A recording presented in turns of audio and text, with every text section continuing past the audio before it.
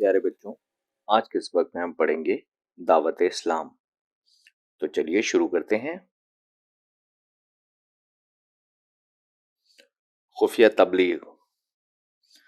نزول وحی کے بعد 3 سال تک نبی کریم صلی اللہ علیہ وسلم نے خفیہ طریقے سے اپنی تبلیغ کو جاری رکھا اور صرف ان لوگوں کو اسلام کی دعوت دی جو آپ صلی اللہ علیہ وسلم کے بہت ہی قریبی ساتھی تھے۔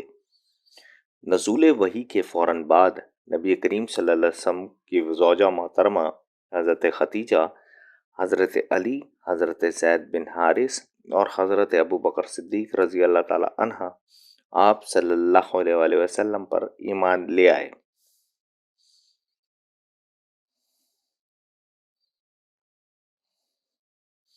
حضرت ابو بکر صدیق رضی اللہ تعالی عنہ مکہ مکرمہ کے ایک معزز تاجر تھے۔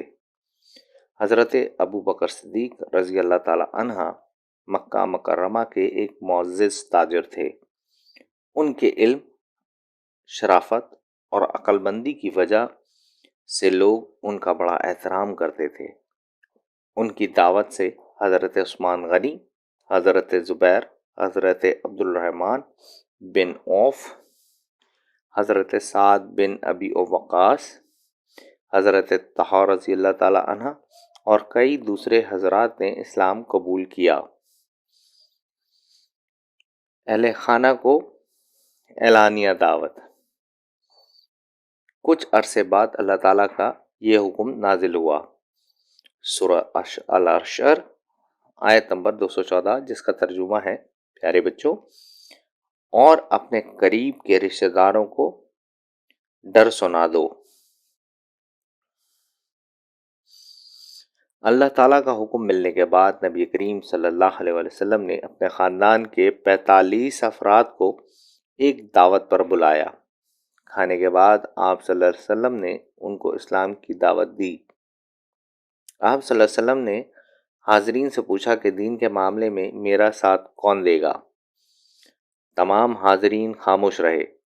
صرف حضرت علی رضی اللہ تعالی عنہ، جو اس وقت تقریباً 10 برس کے تھے، بولے: اگرچہ میری آنکھ میں تکلیف ہے اور میں سب سے چھوٹا ہوں اور میری ٹانگیں بھی پتلی ہیں، لیکن آپ صلی اللہ علیہ وسلم کا ساتھ دوں گا۔ یہ سن کر لوگ ہنس پڑے، لیکن حضور اکرم صلی اللہ علیہ وسلم نے حضرت علی رضی اللہ تعالی عنہ کو گلے سے لگا لیا۔ حضرت ابو طالب نے بھی آپ صلی اللہ علیہ وسلم کو اپنی حمایت کا یقین دلایا۔ اہل مکہ کو اعلانیہ دعوت۔ پیارے بچوں،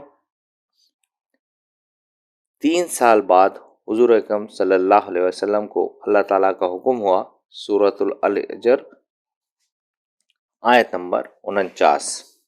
ترجمہ: پس جو حکم تم کو اللہ کی طرف سے ملا ہے اس کا اعلان کر دیجئے اور مشرکوں کی پرواہ نہ کیجیے۔ اس کے بعد آپ صلی اللہ علیہ وسلم نے اعلانیہ تبلیغ شروع کر دی۔ اللہ تعالیٰ کے حکم کو پورا کرنے کے لیے آپ صلی اللہ علیہ وسلم عرب کے دستور کے مطابق کوہ صفا پر تشریف فرما ہو گئے اور قریش کے لوگوں کو جمع ہونے۔ پیارے بچوں، اگلے صفحے کی طرف بڑھتے ہیں۔ آواز دی، سب لوگ اکٹھے ہو گئے تو آپ صلی اللہ علیہ وسلم نے فرمایا: اگر میں کہوں کہ اس پہاڑ کے پیچھے سے ایک لشکر آ رہا ہے جو تم پر حملہ کر دے گا تو کیا تم میری بات کا یقین کر لو گے؟ سب لوگ پکار اٹھے: ہاں، کیونکہ ہم نے آپ صلی اللہ علیہ وسلم کی زبان سے ہمیشہ سچ ہی سنا ہے۔ تب آپ صلی اللہ علیہ وسلم نے فرمایا: تو میں کہتا ہوں کہ اگر تم لا الہ الا اللہ کہو گے تو کامیاب ہو جاؤ گے۔ یہ سن کر قریش غصے میں آ گئے۔ ابو لہب نے آپ صلی اللہ علیہ وسلم کو نعوذ باللہ برا بھلا کہا اور سب لوگ اپنے اپنے گھر کو چلے گئے۔ عام تبلیغ۔ اس کے بعد حضور کریم صلی اللہ علیہ وسلم نے لوگوں کو عام تبلیغ شروع کر دی۔ آپ صلی اللہ علیہ وسلم میلوں اور بازاروں میں جا کر لوگوں کو اسلام کی دعوت دیتے، حج کے لیے آنے والوں کو اللہ تعالیٰ کا پیغام پہنچاتے۔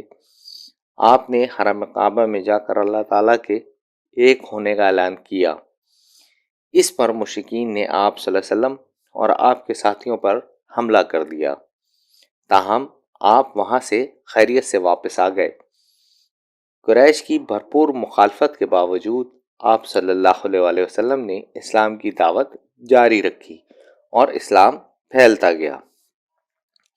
پیارے بچوں، یہ اس طریقے سے اسلام پھیلا آپ نے اس سبق میں پڑھا، اور ہم نے معائنہ کیا اور ہم نے سیکھا کہ اسلام کی تبلیغ کس کس طریقے سے کی گئی اور کن کن وقتوں میں کی گئی۔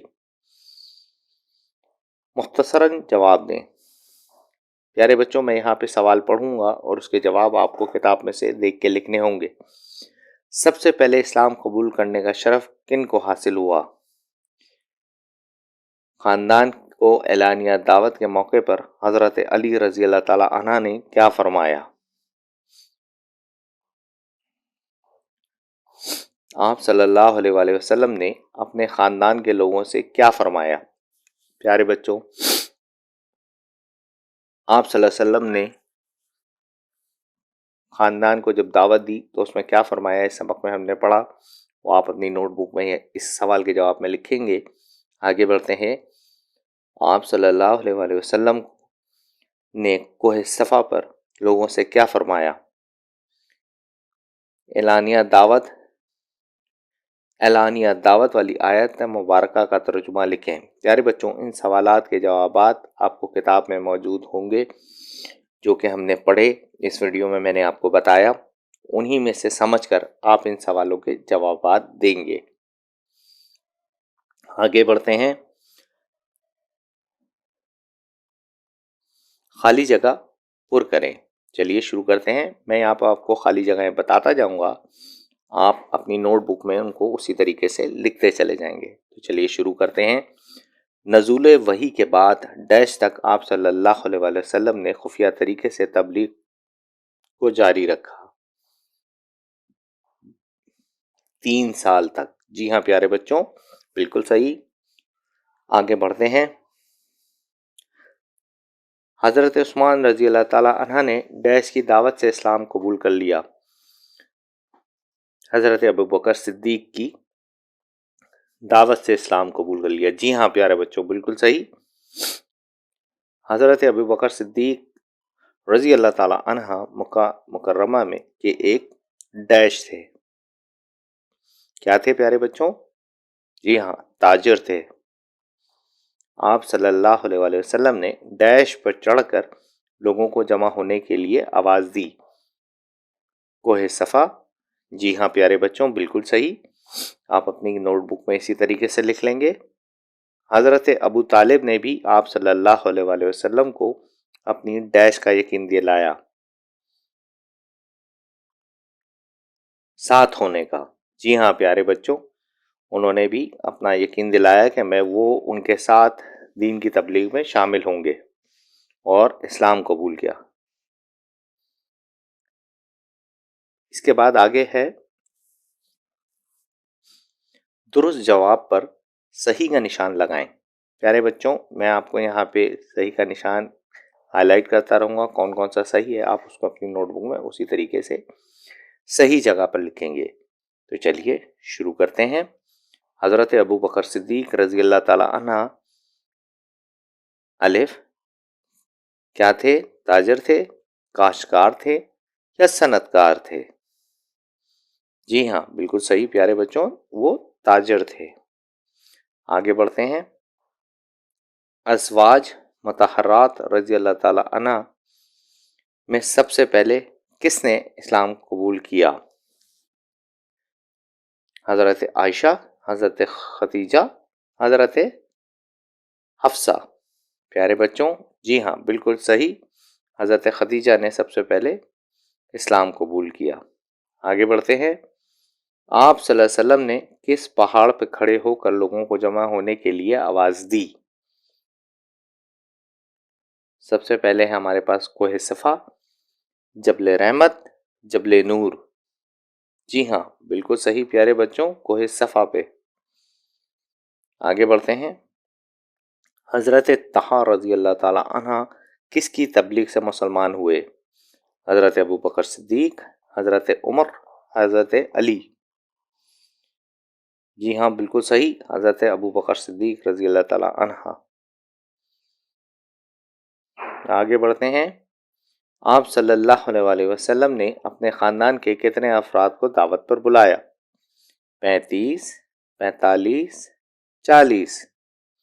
پیارے بچوں، اس سوال کا جواب آپ کتاب میں سے دیکھ کے خود لکھیں گے تاکہ آپ یہ سمجھ سکیں کہ آپ نے اس سبق سے کتنا سیکھا۔